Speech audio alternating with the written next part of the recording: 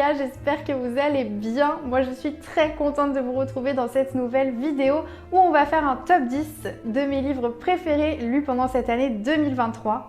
Et aussi n'oubliez pas avant de commencer cette vidéo de me dire en commentaire vous quels sont vos livres préférés, je serais ravie de vous lire. Et sur ce, on y va, on commence du coup avec le 10e livre à la 10e position, c'est parti.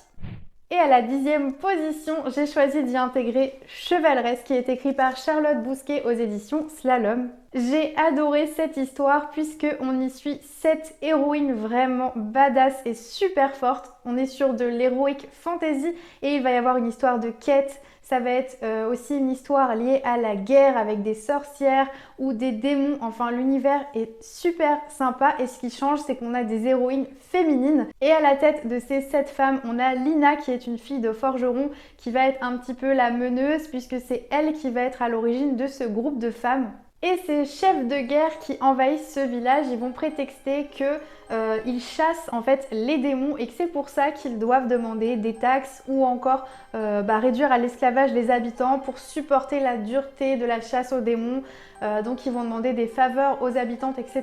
Mais ça va pas du tout plaire à nos héroïnes qui sont pas prêtes à accepter ce genre de déchéance humaine et qui vont lutter pour leurs droits. Et quand j'ai commencé ce livre, je m'attendais à rien parce que je ne connaissais pas cette autrice et surtout je me suis dit un one shot comme ça, l'univers va pas forcément être développé et franchement je me trompais parce que l'univers est extrêmement intéressant. On a un bestiaire fantastique qui est développé, des personnages avec des passés vraiment particuliers, des histoires à raconter et vraiment cet univers il est hyper bien construit. J'ai adoré, je trouve que pour un one shot, ça aborde plein de sujets et c'est assez complexe. Donc vraiment là-dessus, j'ai rien à dire parce que c'était juste génial à ce niveau-là. C'est juste, voilà, le fait que ce soit court et que ce soit condensé, je pense que j'aurais préféré en plusieurs tomes.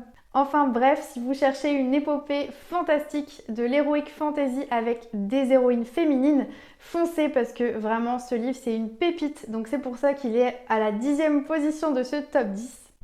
Et on continue cette fois-ci avec à la 9e position Blackwater qui est écrit par Michael McDowell. Ici c'est le tome 1, La Crue. C'est aux éditions Monsieur Toussaint Louverture. Et je vous en ai déjà parlé il y a pas très longtemps en vidéo. J'ai adoré ce livre. Il s'agit d'un roman fantastique et historique qui se passe dans l'Alabama où il va y avoir une inondation qui va créer pas mal de problèmes. Et il va se passer plein de mystères liés à cette fameuse inondation. Et ce roman, il avait remporté le prix Babelio en 2022. J'ai passé un moment incroyable en lisant ce livre. Et ce qui va se passer de vraiment étrange dans cette histoire, sans vous spoiler, puisque de toute manière c'est expliqué dans le résumé, c'est vraiment l'intrigue de l'histoire, c'est qu'à la suite de cette inondation, il va y avoir un personnage qui va arriver comme ça, en plein milieu de l'histoire, et qui est Elinor, le personnage principal, une jeune femme séduisante et mystérieuse. Et sa présence, elle est un peu malsaine, c'est étrange en fait. Elle sort de nulle part, elle a un passé trouble et elle essaye de s'immiscer dans un groupe qui vit en Alabama, dans une famille.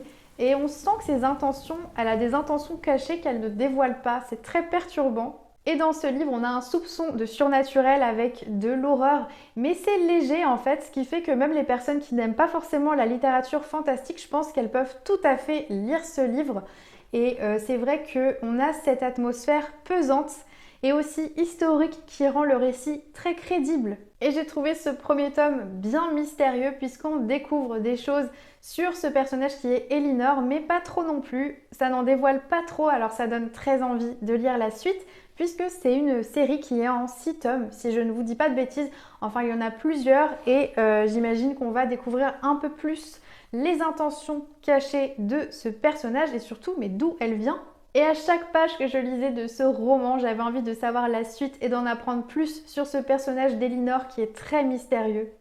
Et à la 8e position, j'avais envie de mettre un petit roman jeunesse que j'ai lu il y a pas longtemps et que j'ai adoré parce qu'il y a une ambiance très Tim Burton dans ce roman. Il s'agit donc de La Bête et Bethany qui est écrit par Jack Magid Phillips et Isabelle Follapt aux éditions Bayard Jeunesse. Et regardez aussi les illustrations qu'on a à l'intérieur. Quand je vous disais que ça me fait penser un peu à Tim Burton, c'est ce côté gothique mélangé à l'enfance.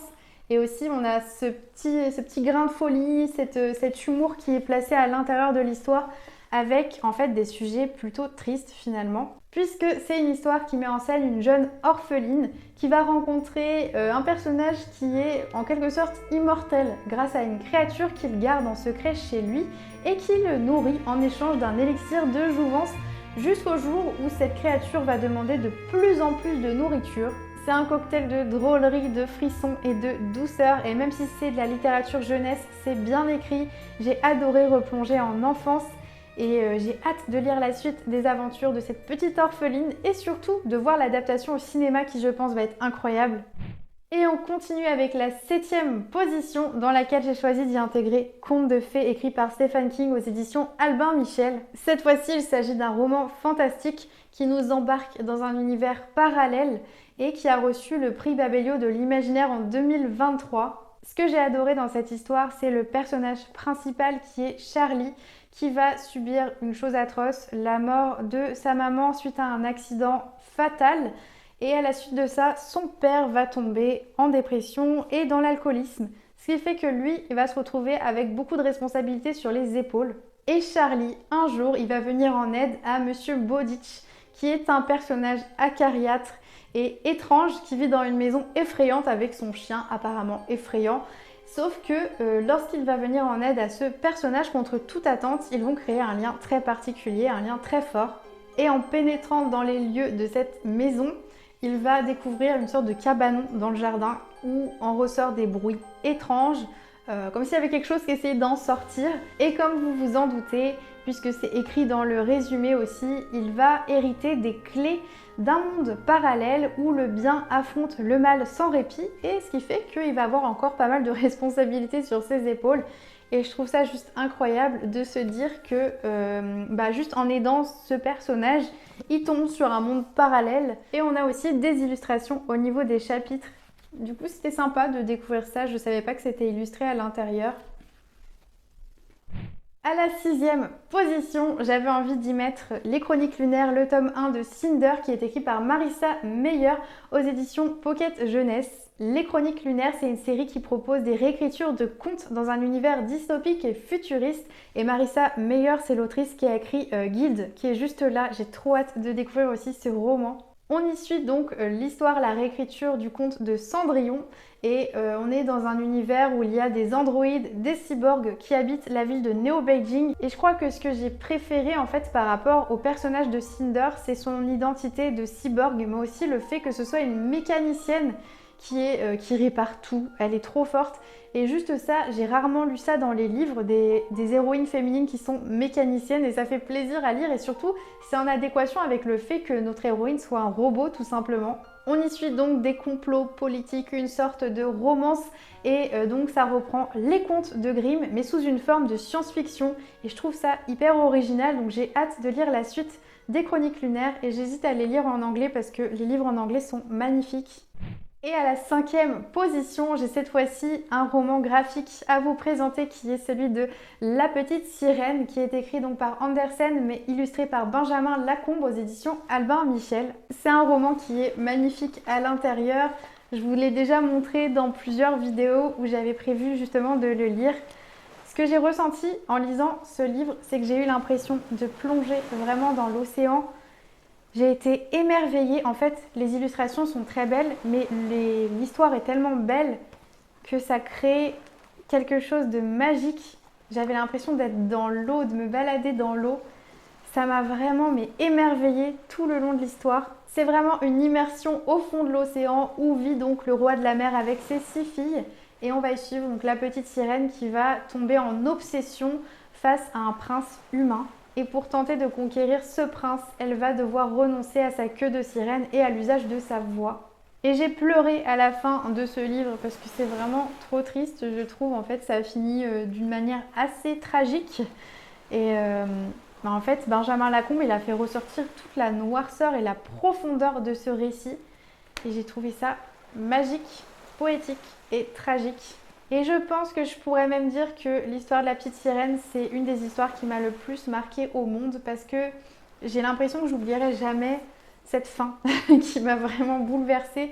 Et même toute l'évolution de ce personnage, C'est déroutant en fait à lire et j'ai vraiment été passionnée par cette histoire. Et on approche du haut du classement avec à la 4e position La Cité des Songes, écrit par Georgia Caldera. C'est le tome 1, Une couronne de roses et de givre, et c'est aux éditions J'ai lu. Il s'agit donc d'un roman de fantasy où on y découvre un peuple qui se terre dans des sortes de gigantesques tours royaumes pour se protéger d'un monde qui est dévasté et qui est aussi plein de créatures dangereuses. Et la légende raconte qu'il y aurait donc 4 élus qui seraient destinés à chevaucher des dragons tempêtes pour rejoindre la Cité des Songes, un lieu qui permettrait de se protéger de ce monde obscur. Et on va donc y suivre Auréa qui est une chasseresse de la Tour du Printemps avec Rosarian qui est lui le fils du roi de la Tour de Givre. Et tous les deux, ils forment un duo que j'ai trop aimé. Des illustrations, elles sont faites par l'autrice en plus. Et en fait, c'est leur relation qui est ultra intéressante. Même si dans mes souvenirs, j'ai détesté le personnage masculin de cette histoire. Parce que je crois qu'il est assez insupportable au début. Mais en fait, on finit par les apprécier tous les deux à la fin. Et il y a ce côté onirique dans cette histoire avec toutes ces créatures un peu farfelues qu'on arrive à imaginer facilement grâce à la plume de cette autrice. J'ai trouvé ça merveilleux. Et on arrive déjà en haut de ce classement avec à la 3e position Eragon qui est écrit par Christopher Paolini aux éditions Bayard, que je remercie pour cet envoi parce que quand je l'ai reçu, je m'attendais à aimer puisque j'aime la fantasy, mais ça a été une découverte magique. On est encore une fois sur de l'heroic fantasy avec un monde qui est peuplé par des créatures, des elfes, des monstres ou encore des dragons. Et franchement, j'ai été bluffée par cette histoire parce qu'on est sur de la fantasy jeunesse, mais le monde est vraiment riche et bien expliqué, bien développé. Encore une fois, on a des livres de littérature jeunesse qui sont 1000 fois mieux écrits que certains livres pour les adultes. On va y suivre un jeune garçon qui, un jour, lorsqu'il chasse dans la forêt, va découvrir une mystérieuse pierre bleue qui brille en plein milieu de la forêt et il va la ramener chez lui en pensant pouvoir en retirer peut-être un peu d'argent puisque la vie est dure. Et sauf qu'il s'avère que ce n'est pas une simple pierre, il s'agit d'un œuf de dragon. Et de cet œuf va sortir Saphira qui est ce dragon. Et franchement, leur relation, elle est extrêmement attachante. J'ai adoré découvrir ce petit dragon qui est trop mignon au début, je trouve. Et après qui devient un grand dragon. Et franchement, c'est juste passionnant la relation qui se tisse entre ces deux personnages. Et à cause de ce dragon, Eragon va se faire pourchasser par le roi qui va d'ailleurs envoyer ses mercenaires pour tuer son oncle, et ce qui va créer une quête à ce héros qui va partir dans une quête de vengeance. Et les éditions qu'ils ont ressorties en poche, elles sont incroyables. Franchement, les pages, elles sont dorées. C'est juste magnifique. Et si vous aimez les univers de fantasy vastes, parce qu'il n'y a pas que des dragons, hein, dedans vous avez vraiment plein de créatures différentes. C'est un univers riche qui est très bien développé. Et en plus, le 8 novembre, apparemment, l'aventure continue. J'ai trop hâte de lire les 3 autres tomes de cette saga parce que c'est ultra addictif. Et à la 2e position, j'ai choisi d'y intégrer Un palais d'épines et de roses écrit par Sarah Dimas qui est publié chez les éditions La Martinière Jeunesse. D'ailleurs, ce n'est pas de la jeunesse du tout, donc méfiez-vous, c'est de la littérature young adulte, voire adulte. Je sais que c'est une saga qui est beaucoup controversée parce qu'il y a ceux qui ont adoré et ceux qui n'ont pas du tout aimé. On est sur de la romantasy, donc un univers de fantasy mêlé à de la romance. Et je vous l'ai toujours dit, j'aime pas spécialement la romance, mais quand c'est mélangé à de la fantasy, je suis hyper fan. Et cette aventure, elle commence avec Fer, qui est l'héroïne de cette histoire, qui part chasser pour nourrir sa famille. Sauf que une de ses flèches va atterrir dans un être féerique, un fae. Et l'acte d'avoir tué cet être féerique va mener notre héroïne dans le royaume des immortels à Prythian, où elle va être enfermée dans un palais. C'est ultra addictif. Je sais pas comment vous en parler mieux que ça. C'est vraiment addictif. On a à chaque chapitre, chaque fin de chapitre, on veut savoir la suite et on veut savoir ce qui va se passer. Est-ce que Fer va retrouver une sorte de liberté? Quelle relation va se créer entre tous ces personnages? Parce que, en fait, on ne sait pas au début si l'être qui enlève Fer est vraiment méchant ou pas. mais on se doute qu'il y a un truc mystérieux, il y a un truc de bizarre parce qu'on se dit ok, il vient pour se venger, mais dans ce cas pourquoi il la tue pas directement, pourquoi est-ce qu'il l'emmène dans son palais? Et c'est tout là le questionnement de ce premier tome. Et ce château est très mystérieux puisque tous les personnages qui y vivent ou qui y travaillent ont tous un masque sur le visage. Donc ça rajoute encore plus de mystère à cette histoire. On se demande s'il va y avoir une malédiction puisque c'est inspiré du conte de La Belle et la Bête. Et je lirai bientôt le tome 2 puisque apparemment c'est le meilleur de la saga. Et la fin du tome 1, elle est géniale. Ce qui nous amène maintenant à la première position de ce classement.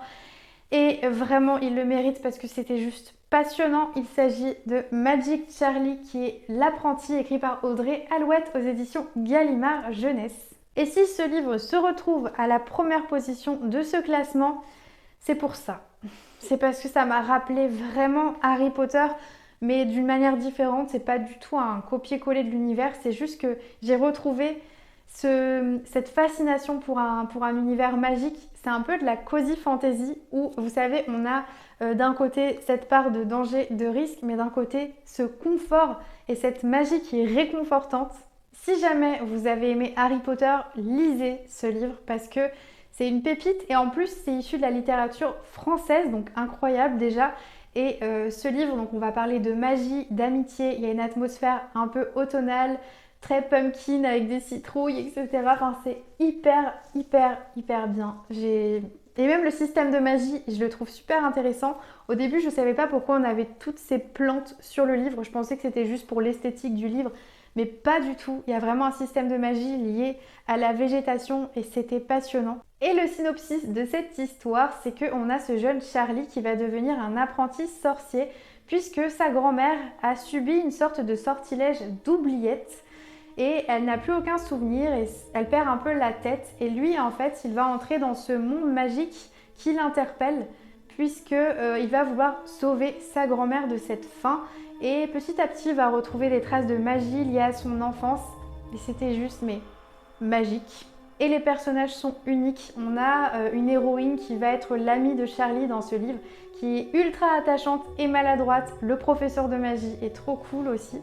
Et c'est ce que je vous disais dans ce livre, c'est très cosy, on s'y sent bien, un peu comme pour Harry Potter, mais à côté de ça, il y a aussi des personnages dangereux, du danger, et on veut toujours savoir ce qui va se passer, en apprendre un petit peu plus sur ce monde magique. Et il me reste du coup les 2 derniers tomes à lire pour finir cette série. J'ai trop hâte de me procurer la suite parce que c'est juste passionnant. C'est de la grande littérature jeunesse, je trouve vraiment de qualité. Si vous avez aimé Harry Potter, je suis persuadée que vous allez adorer Magic Charlie. Donc vraiment, gros coup de cœur pour ce livre qui est à la première place de ce top 10. Et aussi, n'oubliez pas de me dire quels sont les livres que vous avez le plus aimés depuis ce début d'année. Je serais ravie de vous lire, j'ai hâte de lire vos commentaires. Et si jamais vous avez aimé cette vidéo, n'hésitez pas à la liker et à vous abonner, ça me fait toujours autant plaisir. Et nous, on se retrouve très vite pour une prochaine vidéo. Je vous souhaite de merveilleuses lectures et je vous dis à bientôt!